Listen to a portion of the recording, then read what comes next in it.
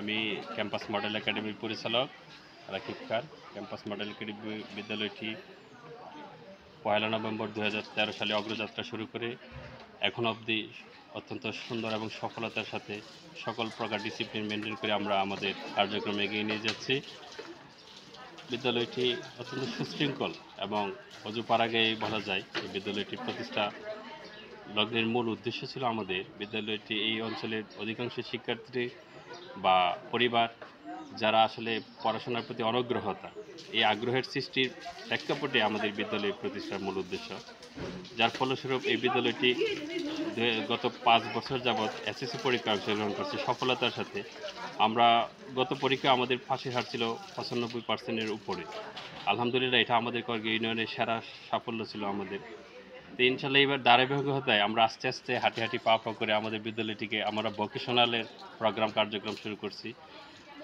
আমরা বিদ্যালয়টি আসলে আমাদের 5ম শ্রেণী পর্যন্ত আমাদের যেটা আমরা নিবন্ধনভুক্ত সরকারের আওতায় এবং আমাদের পরবর্তী কার্যক্রম আমরা এগিয়ে নিয়ে যাওয়ার জন্য আমরা আস্তে আস্তে আমরা যেন নিজেদের আঙ্গিকেই সব কিছু করতে পারি এই অনুমোদনের জন্য আমরা আস্তে আস্তে বোর্ডের সাথে সংশ্লিষ্ট হচ্ছি। ইনশাল্লাহ অতি শীঘ্রই আমাদের বাকি সফলতা আমাদের আসবে।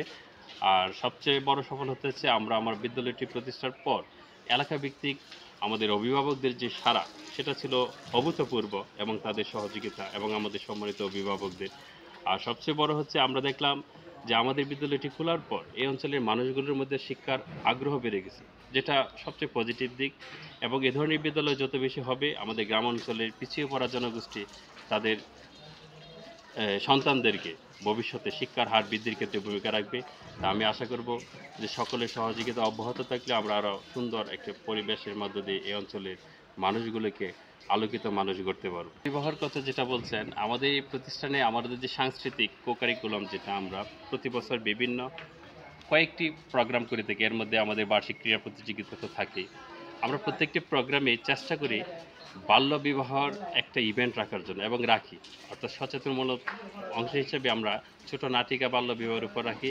এবং মাদক যেটা বললেন, আমরা মাদকের উপর আমাদের শিক্ষকদেরকে নির্দেশনা দেওয়া আছে তাদের যে ক্লাস টাইমটা এর ভিতরে 10 মিনিট যেন ছাত্রদের আচরণের উপর এবং নৈতিক শিক্ষার উপর তারা যেন ব্যয় করে। প্রয়োজনে আমরা বলছি যে প্রত্যেকটা ক্লাসের যে আপনারা 10 মিনিট বাজেট রাখবেন, কারণ একটা বাচ্চা যখন চরিত্রের উপর চরিত্র গঠন করে বড় হবে শিক্ষাটা তার এমনিতেই ন্যাচারালি হবে। স্টুডেন্টের সংখ্যা আলহামদুলিল্লাহ আমরা প্রায় 400 স্টুডেন্ট আমার বিদ্যালয়ে আছে। প্রায় স্বপ্ন এবং আমার স্বপ্ন এই প্রতিষ্ঠানটা একদিন অনেক উপরে যাবে। আমরা সরকারিভাবে এমপিওভুক্ত একটা প্রতিষ্ঠানে পরিণত করবো এটাকে এবং আমাদের এখানে রেসিডেন্সিয়াল সিস্টেম করব, কারণ এই অঞ্চলের অনেক শিক্ষার্থী বহু দূর দূরান্তে এখনও যায় পড়াশোনার জন্য। তা আমাদের শিক্ষার মান যতটুকু আলহামদুলিল্লাহ অনেক ডেভেলপড আছে, আমরা যদি একটা রেসিডেন্সিয়াল সিস্টেম করতে পারি দূর দূরান্তে যারা যায় ইনশাল্লাহ এই অঞ্চলের মানুষকে আমরা আরও বেশি সুযোগ সুবিধা করে দিতে পারবো এবং তাদের সন্তানদের কম করেছে যেন এই এলাকায় থেকে ভালো পড়াশোনা করতে পারে এই ব্যবস্থা করতে পারবো। এবং প্রতি বছর যেন যে এই যে বললেন যে আপনার যে আলোকিত যে সকালের এই আলোকিত যেন একটা সমাজ গড়ে তুলতে পারি এই অঞ্চলের বাচ্চাদেরকে নিয়ে আমরা এই কাজ করার আমাদের দৃঢ় প্রত্যয়। এই ধরনের গঠনমূলক সংবাদ পরিবেশনের জন্য এই প্রতিষ্ঠানটি প্রতিষ্ঠা লগ্ন থেকেই আমি প্রধান শিক্ষকের দায়িত্ব পালন করে আসছি। এখানে আমরা প্রথমে আমরা 5 জন পরিচালক ছিলাম, তার মধ্যে 2 জন অলরেডি চলে গেছে, 3 জনের মধ্যে আমি প্রধান শিক্ষকের দায়িত্ব শুরু থেকেই ছিলাম। আচ্ছা, সালে আমার স্কুল থেকে 20 জন পরীক্ষা দিয়েছিল, তার মধ্যে আমার সর্বোচ্চ রেজাল্ট ছিল 4.83। আমার 2025 সালে আসে নাই সেটা। ইতিমধ্যে আমাদের যে বিভিন্ন একাডেমিক কোচিং, তারপরে যে নাইট কেয়ারের ব্যবস্থা আমরা অলরেডি শুরু করে দিয়েছি প্রায় 6 মাস ধরে। আমাদের বাচ্চার পড়াশোনার মান অনেকটাই আগের তুলনায় ভালো, যেহেতু করোনা তাদেরকে অনেকটা পেয়েছিল, অনেকটা দুর্বলতা আমরা কাটাই উঠতে পারছি। আর 2026 সালে আমরা আশা করি যে একটা ভালো মানের রেজাল্ট আমরা দিতে পারবো। ডিজিটালের যুগে আমরা একটু পিছনে আছি, তারপরেও আমরা মানে গ্রামে অনুযায়ী আমরা আগাতে চেষ্টা করেছি। আমরা যেহেতু আমাদের কাঠামোটা একটু মানে শহরের তুলনায় একটু অন্যরকম, তারপরেও আমরা আমাদের শিক্ষার মানটা একটু ভিন্ন রকম।